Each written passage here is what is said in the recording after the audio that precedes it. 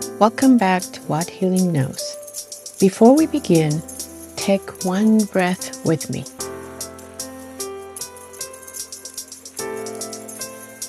Just that, one breath, a small return to yourself. Healing begins in moments exactly like this one. After more than 20 years in medicine, one truth has remained constant. What it needs most is for us to stop leaving ourselves and to start coming back. This space is an invitation to do exactly that, to slow down, to listen, to return to yourself without pressure and without judgment. I'm Dr. Kidi. This is segment 3, Devotion and Discipline, episode 5, The Inner Fire, how it awakens and begins to transform you. You're standing in a room full of people when someone walks in and, without a word, changes the atmosphere of the space. They are not the loudest, not the most polished, not the obvious choice for anyone's attention, and yet something in you notices them, something in you quiet. They move without urgency. They speak without needing to be believed.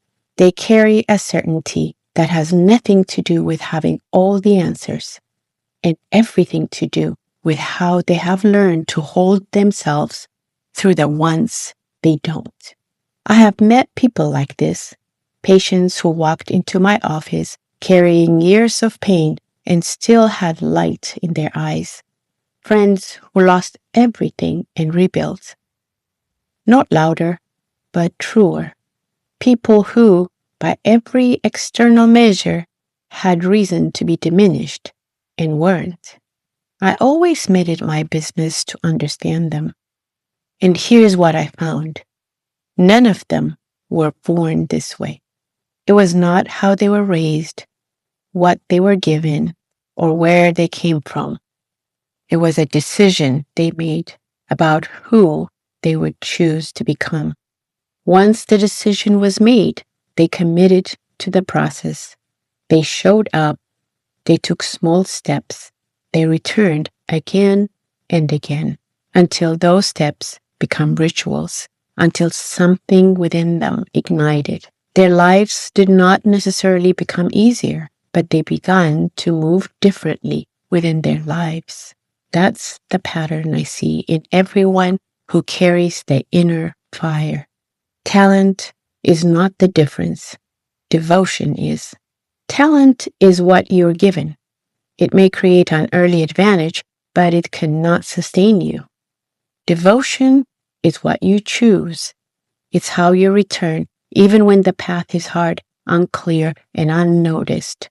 It's what turns potential into something real. Angela Duckworth explores this in Grit. In a study of violinists at a top music academy in Berlin, the difference between the best and the rest had nothing to do with natural ability. The most accomplished players had accumulated roughly 10,000 hours of practice by age 20. But more than the hours, it was how they practiced, with intention, with consistency, with deliberate rest to protect their energy. They were not born the best soloists. They became them through devotion, through discipline, through care. They were not just building skills, they were tending a fire. Healing asks the same of us. So does any meaningful pursuits, a relationship you want to deepen, a craft you want to develop, a version of yourself you're slowly growing into. As I reflect on this, I find myself asking, where have I stopped returning? What have I quietly walked away from that once mattered? I invite you to ask the same. Write it down, then commit to showing up again imperfectly, one small step at a time. Because small steps, repeated, become rituals. Rituals become devotion, and devotion is what lights the fire. The nature of the inner fire. Do not confuse the inner fire with motivation. Motivation comes and goes. It rises when things are exciting. It disappears when they're not. The inner fire is different. It's there when you're tired, when things are unclear, when nothing seems to be moving forward. It's not emotion either. Emotions rise and fall. The inner fire moves beneath them, deeper than excitement, deeper than fear, deeper than doubt. It's not reactive. It's rooted. It does not wait for perfect conditions. It begins to move because something within you has already decided, even if your mind has not caught up yet. And as it grows, what is not truly aligned with you starts to fall away because misalignment becomes harder to ignore. Distraction loses its grip. Pretending becomes difficult to maintain because the fire has lit the way back to what is true. When the fire awakens, think of a moment when you saw someone clearly, not partially, not through the filter of who you hoped they were, but truly, and something in you moved permanently. You could not unsee what you saw. You could not unfeel what you felt. The same thing happens when you begin to see yourself clearly. You begin to move away from what dims you, from spaces that require a smaller, more agreeable version of who you are. Pretending starts to feel like a betrayal. Part of you may want to go back to the ease of not knowing, to the simplicity of not seeing. But you have crossed a threshold, and thresholds do not work in reverse. What remains meets you where you truly are. The fire begins to recognize your life. It has awakened. How the fire is lit. You do not need a perfect plan. You need a place to begin. So first, make one decision. Choose one thing that matters to you and decide to return to it.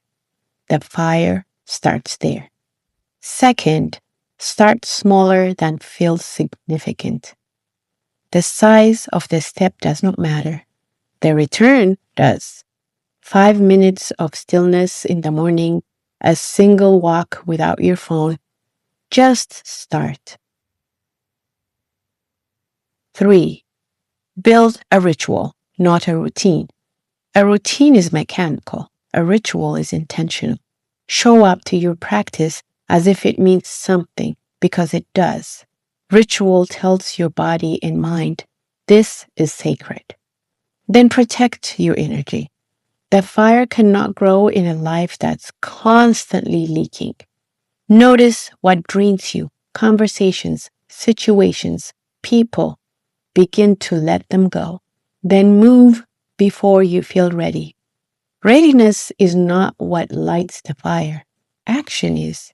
You do not wait until you feel motivated. You move, and the motivation follows. And finally, return without judgment. You will stop. You will forget. You will have weeks where none of this happens. This is not a failure. The only failure is deciding not to come back. Return without drama, without self-criticism. Just begin again. The fire was never missing. Now is the time to build your inner fire, not through grand gestures, but through devotion, through returning, through small steps taken even when no one is watching. That fire will keep you returning when you drift, when you abandon what matters, when you lose connection with what is true. So do not postpone. Postponing what is true is its own form of self-abandonment. And every time you choose performance over presence, you move a little farther from the very thing you're trying to protect. And still, the fire waits. Like embers beneath the surface, it does not go out. It quiets, it dims, but it remains. It waits for your return, for your attention, for the moment you choose to tend to it again. Do not leave it unattended for too long. It's patient, but patience is not the same as permanence. It still needs your breath to keep it burning. And when you look back, you will understand how it all began, not in one dramatic turning point, but in the quiet moments you choose to return, in the days you showed up imperfectly, in the small steps you thought did not matter. That's where it was lit. You only have to begin and then return again and again. You're not becoming someone else. You are becoming someone who chose to return. And that's what keeps the fire alive. If you are still here, something in you has already said yes. That's not a small thing. That's the fire beginning to stir. You're now welcome into the Timpash Healing Space, a space created for exactly this kind of returning. Inside, today's reflection continues with a guided meditation, a journaling invitation, and words you can carry with you into your week. If this reflection spoke to something in you, share your thoughts in the comments. Your words matter here, and they often become the reminder someone else needed to hear. And if you share your experience on social media, find me on Instagram at drkidi.healing. I would love to stay connected on this path with you. Until next time, keep listening, keep returning. Healing knows the way. With love and more love, Dr. Kidi.